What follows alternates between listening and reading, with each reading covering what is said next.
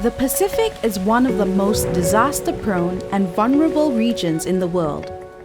During disasters and emergencies, it is women and children, our elderly, and people with disabilities who are often the most at risk. Humanitarian aid distribution is common during disasters and emergencies and is free. Humanitarian aid workers hold power just by being employed by a humanitarian aid agency through their job title.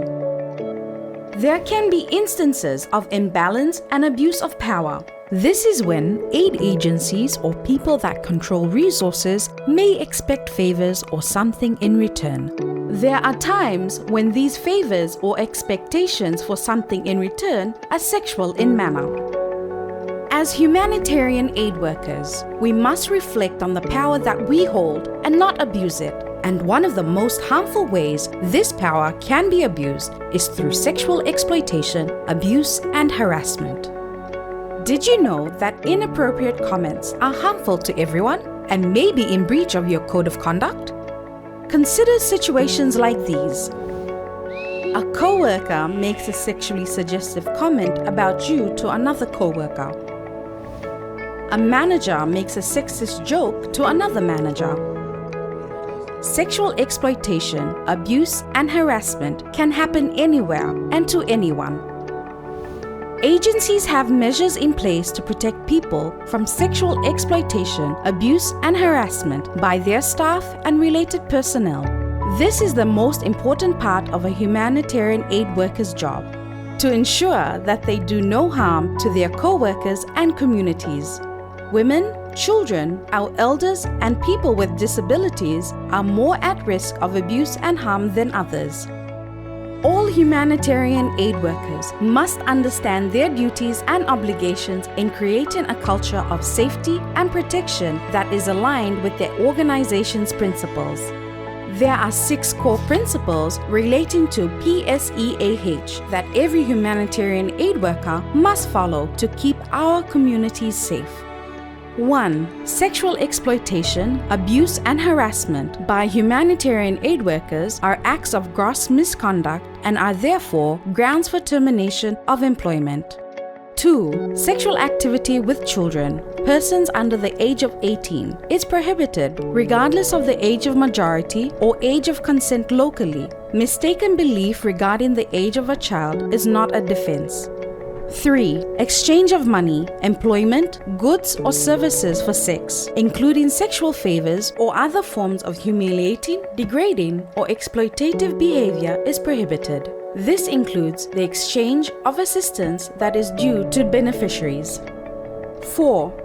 Any sexual relationship between those providing humanitarian assistance and protection and a person benefiting from humanitarian assistance and protection that involves improper use of rank or position is prohibited. These relationships undermine the credibility and integrity of humanitarian aid work.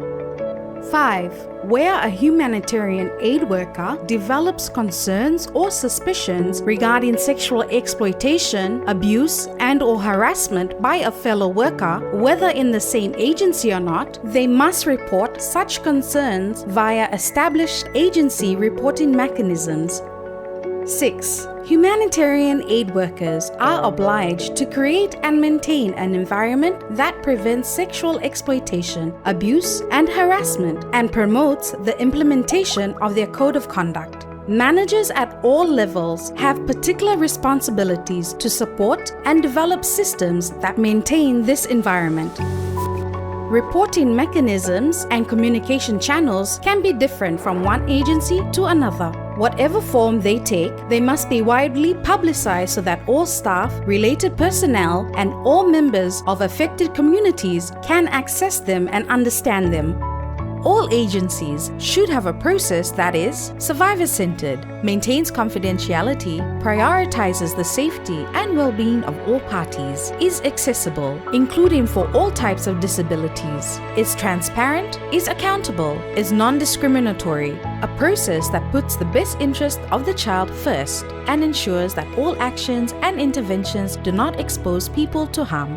All humanitarian aid workers must report any alleged or suspected incidents of sexual exploitation, abuse, or harassment.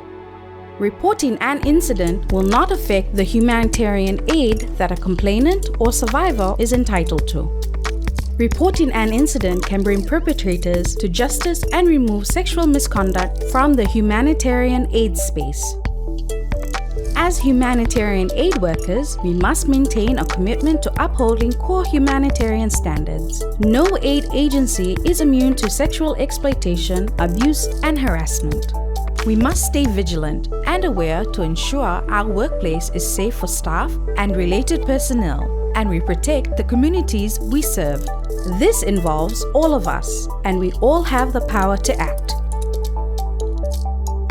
For more information on the prevention of sexual exploitation, abuse and harassment, please contact your PSEAH focal point, manager, or gender-based violence specialist.